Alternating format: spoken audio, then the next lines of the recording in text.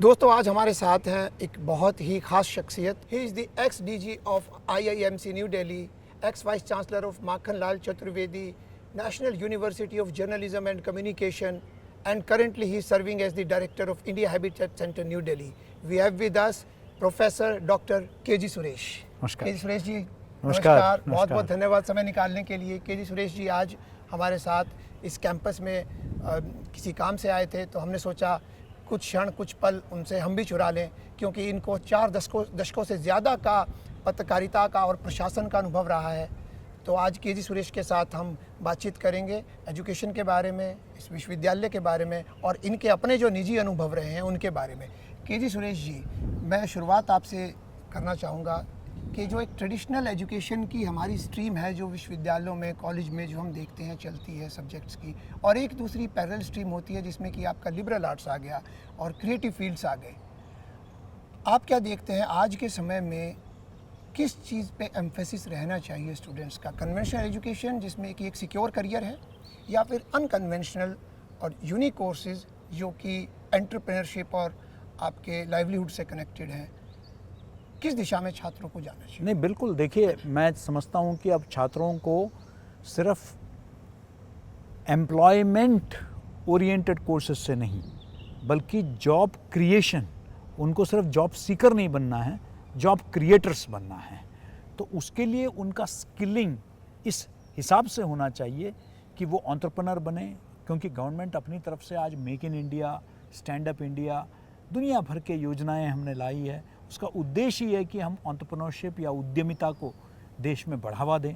तो और बहुत डिमांड भी है जो कन्वेंशनल जो एजुकेशन नहीं दे पाया, उसके लिए आज के तारीख में अब आप आपके ही अपना मीडिया सेक्टर ही हम देख लेते हैं। आपका टेक्नोलॉजिकल इतने बड़ा क्रांति हुआ है पिछले 1 दशक में। आपका animation, visual effects, gaming, comics, virtual reality, augmented reality, ये सारी चीज़ें आ गई है।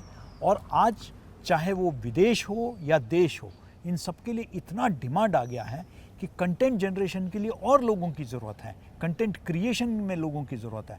तो मैं समझता हूँ कि ऐसे जो नए एवेन्यूज़ है, क्योंकि बाकी सब सैचुरेशन, इंजीनियरिंग है, मेडिसिन है, सब सैचुरेशन पॉइंट को टच कर रहे हैं जी। लेकिन ये एक फील्ड है जहाँ इतने एवेन्यूज़ ओपन हैं, आज भी इतना पोटेंशियल है, लोगों को ज़रूरत है आज ग्राफिक डिज़ाइन के लिए, न्यू मीडिया टेक्नोलॉजी के लिए, मल्टीमीडिया के लिए। तो मैं समझता हूँ कि इन क्षेत्रों में भी अब विश्वविद्यालयों को जो है ज़्यादा परिश्रम करने की ज़रूरत है। जी सुरेश जी, बहुत पेरेंट्स को भी कई बार ये लगता है, छात्रों को भी लगता है कि जो एक सिक्योर करियर जिसको हम कहते हैं वो सिर्फ आपको साइंस, टेक्नोलॉजी, इंजीनियरिंग, मैनेजमेंट या जो ट्रेडिशनल हमारे ह्यूमैनिटीज़ के सब्जेक्ट है उसमें मिल सकता है, एक सिक्योर करियर। जी। यहाँ थोड़ा करियर का जो है अनसर्टेनिटी तो रहती है, लेकिन आप एग्री करेंगे कि इस करियर में सफलता के जो पैमाने हैं वो बहुत बड़े हैं। बिल्कुल। और देखिए, मैं अभी नहीं मानता हूँ कि कहीं भी, इवन गवर्नमेंट में तक अब मैक्सिमम कॉन्ट्रैक्ट्स आ गए हैं। गवर्नमेंट में अकाउंटेबिलिटी बढ़ गई है और ऐसा कोई जॉब नहीं है जहाँ परफॉर्मेंस लिंक्ड नहीं है। आपका बोनस ही नहीं, आपका जॉब भी परफॉर्मेंस लिंक्ड होता है। तो गवर्नमेंट ने भी कह दिया है कि भाई जो असक्षम हैं उनको वीड आउट किया जाए, इसका प्रावधान आ गए हैं। तो इसलिए मैं नहीं समझता हूँ कि आज तो हर एक को कंपटीशन करना ही पड़ेगा। और ऐसे में ये तो नए एरियाज़ है, यहाँ पोटेंशियल बहुत है। और आपने जो कहा कि एक तो देखिए, जीवन में सिर्फ स्टेबिलिटी या जॉब सिक्योरिटी नहीं देखते हैं, जॉब सेटिस्फैक्शन भी बहुत ज़रूरी है। आप जो काम कर रहे हैं उससे आपको संतुष्टि, हर मनुष्य के अंदर एक रचनात्मकता होती है, एक क्रिएटिविटी होती है, एक सृजनात्मकता होती है। तो क्या उसको भी तो एक प्लेटफॉर्म, एक मंच मिलना चाहिए। आप सिर्फ अपने पढ़ते लिखते रहें, लेकिन आपने कभी अपने जो आपके भाव है उनको अभिव्यक्त नहीं किया, तो मैं समझता हूँ कि आप अधूरे हैं। इसलिए वो भी बहुत आवश्यक है। तो मैं समझता हूँ कि हम कन्वेंशनल वही लीक में चलने के बजाय हम थोड़ा सा ऑफ दी जो बीटन पाथ हम अगर चलेंगे तो उसमें सेटिस्फैक्शन भी है, साथ ही साथ जो है आज बहुत सारे अपॉर्चुनिटीज़ भी अवेलेबल है, ये मेरा मानना है। जी सुरेश जी, आप भी मीडिया से जुड़े रहे हैं और हमारा जो विश्वविद्यालय है डीएलसी सुकवा जी। रोहतक में, जी। यहाँ पर भी फिल्म टीवी से जुड़ा हुआ हमारा पूरा एक संकाय है जी। आप किस तरीके से देखते हैं रोहतक जैसे शहर में अगर कोई विश्वविद्यालय है और फिल्म एंड टीवी की जो पूरी ट्रेनिंग होती है अक्रॉस डोमेन्स वो यहाँ पर हो रही है, ज़्यादातर स्टूडियो या तो मुंबई बेस्ड हैं या नोएडा बेस्ड हैं, चाहे उसमें हम न्यूज़ प्रोडक्शन को भी शामिल कर लें, तो ये ज़्यादातर मेट्रो का फिनोमिना है जो मीडिया और फिल्म टीवी का है। आप रोहतक में क्या कर रहे हैं हमारे साथ?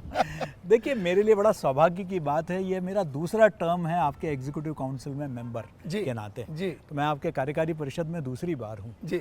और ये अद्भुत संस्था है साहब। मैं भी जब पहली बार इधर आया तब मैंने सोचा नहीं था, कि कल्पना नहीं थी कि इतना बढ़िया, मैं नाम नहीं लेना चाहूँगा, मैंने बड़े नामी राष्ट्रीय संस्थाओं में गया हूँ, लेकिन यहाँ जो सहूलियत आपके उपलब्ध हैं, जो सुविधाएं उपलब्ध हैं, और सुविधाओं के मतलब एक विद्यार्थी को जिन चीज़ों की ज़रूरत है मैं उनकी बात कर रहा हूँ, बेसिक टूल्स की बात कर रहा हूँ, वो किसी और इसके तुलना में किसी राष्ट्रीय स्तर के विश्वविद्यालयों में भी या संस्थाओं में भी इतना नहीं है जी। और क्या फीस आप ले रहे हैं?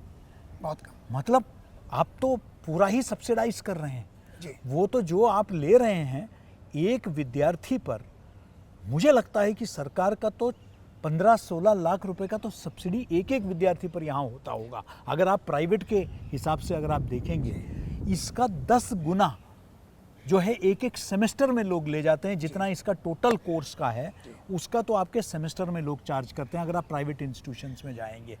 मैं समझता हूँ कि इसके बारे में शायद बहुत ज़्यादा व्यापक जानकारी नहीं है, इसमें बहुत पोटेंशियल है और इतना शहर के भीड़ भाड़ से दूर, लेकिन दिल्ली से मात्र 2 घंटे दूर।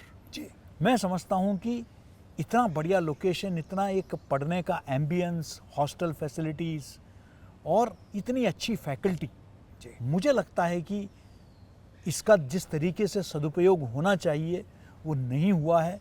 इसको और मार्केटिंग आपको करने की ज़रूरत है, इसकी और ब्रांडिंग की ज़रूरत है, इसमें बहुत पोटेंशियल है। मुझे पूरा भरोसा है कि नए वीसी साहब आए हैं, वो मीडिया के क्षेत्र से आए हैं तो उनके नेतृत्व में जो है ये ज़रूर ज़्यादा व्यापक स्तर पर जाएगा और ज़्यादा से ज़्यादा देश भर के विद्यार्थी भी, हरियाणा के विद्यार्थियों के लिए तो है ही है, लेकिन देश भर के विद्यार्थी भी जो है इन सहूलियतों का लाभ उठा पाएंगे, खासकर निम्न मध्यम और गरीब परिवारों से जो बच्चे हैं, क्योंकि ये बड़ा कीमती कोर्सेस हैं साहब। अगर वो निजी क्षेत्र में पढ़ने जाएंगे तो उनके लिए बहुत महंगा पड़ेगा, लेकिन बहुत काबिलियत, बहुत क्षमता है हमारे गरीब और निम्न मध्यम परिवारों के बच्चों में, उनको भी एक मंच प्रदान करना ज़रूरी है। तो उनको जो है इससे बढ़िया मंच नहीं हो सकता जहां सभी सुविधाओं से, latest state of the art technology से लैस आपकी स्टूडियोज़ है, आपके इक्विपमेंट्स हैं, आपके फैसिलिटीज़ हैं। मैंने तो आपके सारे स्टूडियोज़ देखे हुए हैं और मैंने देखा है, मुझे लगता है कि बहुत पोटेंशियल है और इसका जो है लाभ लेना चाहिए और लाभ मिल भी रहा है। बहुत सारे विद्यार्थियों को उसका लाभ मिल रहा है और बेहतरीन जगह में आज के तारीख में यहाँ के पास आउट लोग काम कर रहे हैं और मुझे लगता है कि इंडस्ट्री का ध्यान भी इस तरफ आकर्षित करने की आवश्यकता है और वो भी आने वाले दिनों में होगा। मैं भी के सुरेश जी आपको बताऊं कि हमारे संस्थान में जितनी फीस छात्रों से ली जाती है उसका 5 गुना खर्च कर दी जाती है। 5 गुना ज़्यादा खर्च जी मुझे मालूम है। जी। और छात्र हमारे, आप सही कह रहे हैं, हमारे छात्र बॉलीवुड से लेके रीजनल सिनेमा लेके बिल्कुल हर जगह आप जाइए। आज के समय में आप किसी भी बड़े प्रोडक्शन हाउस में जाइए या प्रोडक्शन का जो हमारा इकोसिस्टम है, चाहे वो बॉम्बे का हो चाहे हरियाणा का अपना हो, वहाँ पर सुप्पा के छात्र आपको मिलेंगे। बिल्कुल, मैं तो खुद अपने अनुभव से कह सकता हूँ। तो मैं तो अपनी बिटिया को लेकर आया था, उसको तो देश के बेहतरीन संस्थाओं का एक्सपोजर है लेकिन वो इधर आने के बाद इतनी प्रभावित हुई तो उन्होंने मुझसे कहा कि पापा अगर पढ़ने का मौका मिले तो I would choose this institution. तो मैं अपने व्यक्तिगत अनुभव से आपको बता सकता हूँ। के सुरेश जी, छोटी सी वार्ता के लिए आपका बहुत बहुत धन्यवाद। नमस्कार, शुभकामनाएं आपको, आपके टीम को। मुझे पूरा भरोसा है कि ये विश्वविद्यालय नई ऊंचाइयों को छुएगा।